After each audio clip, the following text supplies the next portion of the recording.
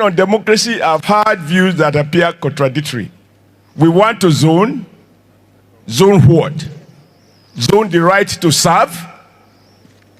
It is your turn to do what? There are some implied self-interest in all of that. And the one provocative question I want to make is that people must understand that to be a technocrat doesn't make you competent leader. The qualities of leadership don't flow from classroom. And I want to repeat that. And that is why sometimes in the US, both Republican and Democrat, if you watch CNN at the eve of the elections, they will say they have challenges getting an electable material. To be electable is not necessary to be educated, to be a professor, to be a technocrat. There are other leadership abilities. And I think one of the things IBB taught us is that you can unite the country by going around the 36 states and FCT. You will find competent, able technocrats to manage different aspects of the Nigeria polity, society, and economy. You don't have to be president to contribute. And that is why if anybody can have a compendium of those who play different responsible roles, policy-making roles in Nigeria or the IBB, you will find that virtually all the 774 local government can point to somebody who was appointed on account of what value it can add. So I want to salute you for bringing this, for organizing this thing, because we don't really celebrate leaders until they are no more. It's nice to be celebrated when you are around. As a union man, we had a opportunity to interact with IBB, and there are a few things I learned. If he doesn't get an answer for you, he creates a platform to keep talking while he is taking care of the answer. So he's not elected, he's not bound to allow conversation. He can decree, as military always, I decree as follows. And it's a law. But the country was encouraged to debate and debate and debate. And to be honest, not to debate. We are all somehow guilty. So I want to appeal to the panelists, because when I listen to people talk about it, I spent all my life until I became a governor interrogating power, questioning some of the decisions. And one of the IBB legacies, I'm not sure I agree with it or I don't agree, but he was a thinker. He believed that government cannot continue to run everything and set up TCPC or whatever it was to do privatization of what can be privatized, and government hold on what it can do best. Every other government has taken with privatization, even though some did it in a manner that is absolutely embarrassing, like the way the distribution companies were handed over to people who know next to nothing. So families were had to handle. So they did the privatization, but not in the manner that it was conceptualized and as provided for in the enabling act that set up the privatization. All right. So, short man, short speech. I want to thank you for the opportunity. But I thought that please put your hands together. Knowing that IBB encouraged people of diverse background. Other IBB's economic team, you have Professor Aboyade, a seasoned conservative. Yeah. There you have Izemiro, tech communist. And then you have, between the two extremes, you have the liberals. So you have engagement, not in terms of Igbo, Yoruba, Hausa, in terms of policy choices. And I think the media, I'm happy two of you are there, channels and Arise. Yes, sir. You should also help. When people bring religion, shut it down and play up issues. Like you can notice, each time you ask, what is the solution? You don't get loud voices. What is the problem? Everybody shout it. We all know it. So when people come and ask you, where is this man from who wants to be governor? Where is this man from what? Tell them that is not what matters. Thank you very much. What matters is what will he do differently so that we stop lamenting and start moving forward. Stop agonizing and start organizing. Nigeria will go on. I'm not here to lament. We have a future. And my children must have a future. And it's a duty that we must perform. To God be the glory forever and ever. Amen. The chairman of this very unique occasion, ladies and gentlemen. I want to appreciate the presentation by my lecturer, Professor Jibo, and the panelists. I appreciate your intellectual sagacity. I just want to quickly make this very short intervention that when I was growing up as a child, houses had no fences in Kano, even in the GRAs. What I'm trying to pull out is that the problem of this country, from the elucidation from every panelist up there, is because of the breakdown of value system. When I was growing up in Kano, houses had no fences even in the GRAs.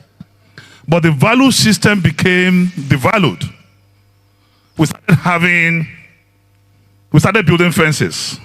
Growing up as a child, the only place I see fences is either a zoo or a prison yard.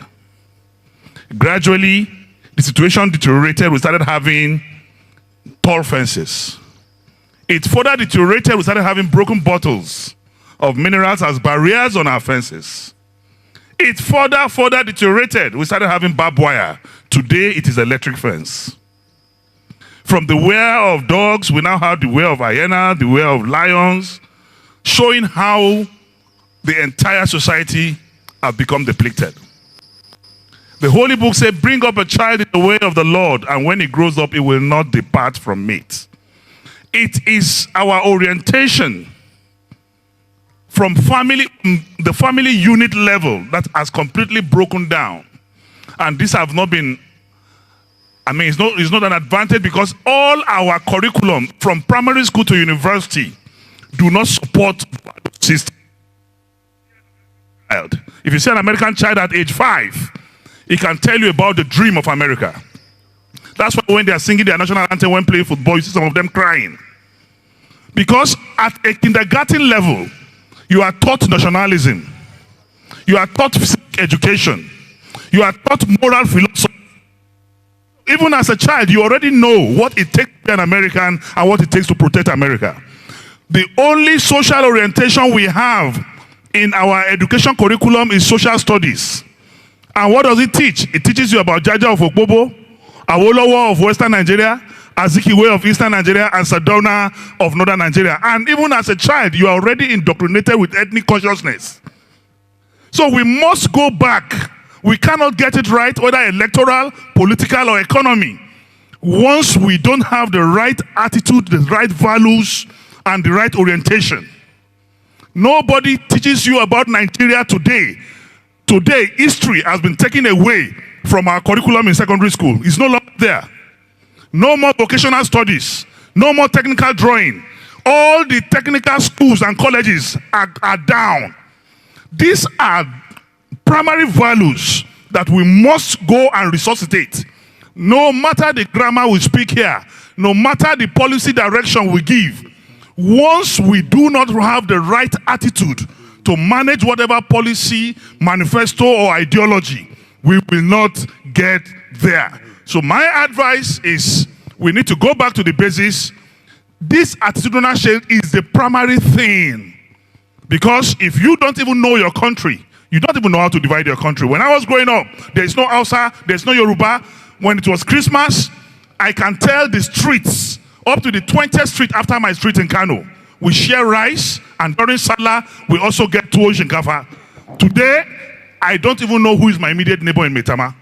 These are the value systems that we need to get back to. There is no Boko Haram or bandit today who no human being will pick up a gun and shoot a fellow human being if you're not under influence. Drugs have taken over all our young ones, and the attendant satanic manifestation is what we are getting. So let's get back to the basics, go back to family unit reorientation, then we start from there before we can get to all these big grammar level. Thank you and God bless you. I agree with Dino Melaye's submission, 100%, so I don't need to address it. Let me speak to His Excellency, former Governor Oshiomhole, on the matter of zoning. I want to make an important clarification. Everybody here knows that I have offered myself in the past and was a presidential candidate in the 2019 election. And even in the 2023 cycle, I also offered myself in the context of my political party, but did not get the ticket for reasons that my resignation letter from the political party stated very clearly, and which was what Dr. Babayo was referring to. And the reality is that many political parties, especially the smaller ones, that many of us had thought would be effective counterweights to the APC and the PDP, because we were not happy with what people saw as political corruption in APC and PDP, and so we decided to try alternative vehicles. I can tell you flat out that many of these parties are worse than the big parties we complain about. Let me explain. They are worse because Henry Kissinger once said that the reason that the politics of the academia is so vicious. Remember that Henry Kissinger was a professor at Harvard and then later became the National Security Advisor and Secretary of State of the United States. And so, reflecting on his time in academia, he said, the reason the politics of the academia is so vicious is precisely because the stakes are so small. Maybe people are fighting to death about who will become the head of department.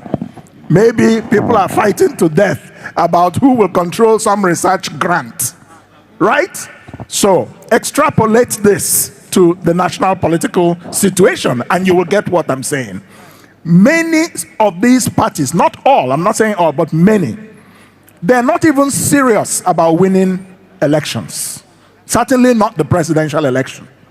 The reason some of them exist is simply to become trading platforms, either aligning with the big parties or taking money from candidates, but they're not serious about fielding competitive candidates for elections. They're just looking, yes, they're either surrogates or party officials are looking for who will bring money to them in order to get the ticket. And if you don't, they can bypass you and pick people that other people can objectively look at and say, was this really the best choice?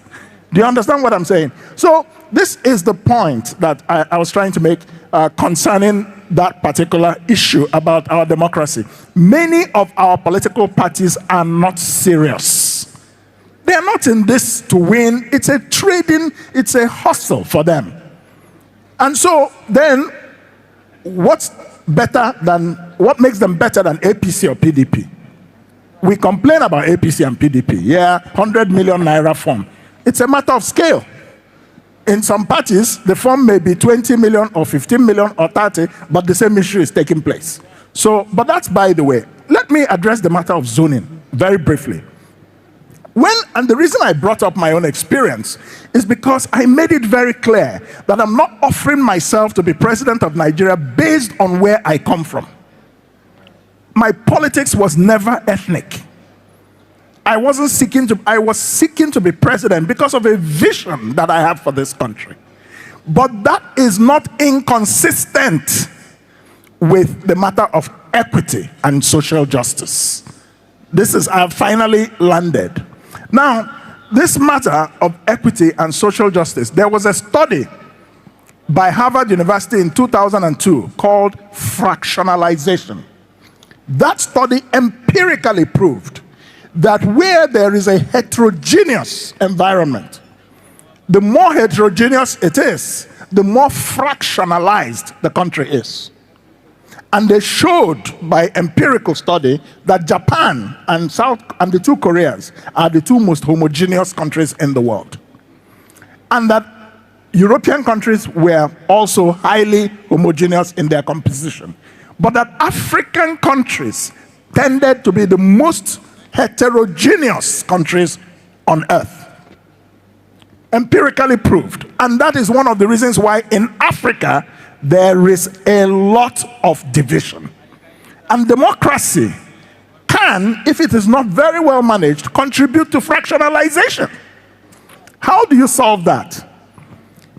you can develop a democracy that suits your own local environment. And that is where this zoning matter came up. You also have to look at the matter of constitutional restructuring, because the only way you manage a big, diverse federal state is through a federal system.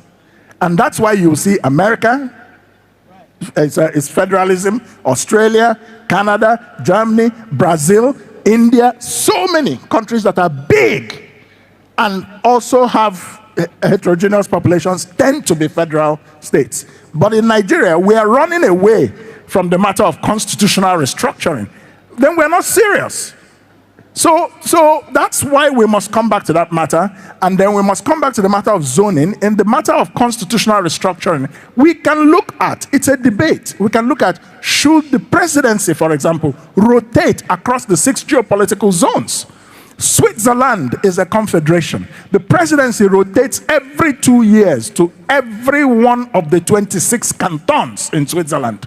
Are you more developed than Switzerland, that recognizes the fact that there are French Swiss, there are Italian Swiss, there are German Swiss, and then you have the Romanced? So in Nigeria, we tend to, I don't believe in running away from issues.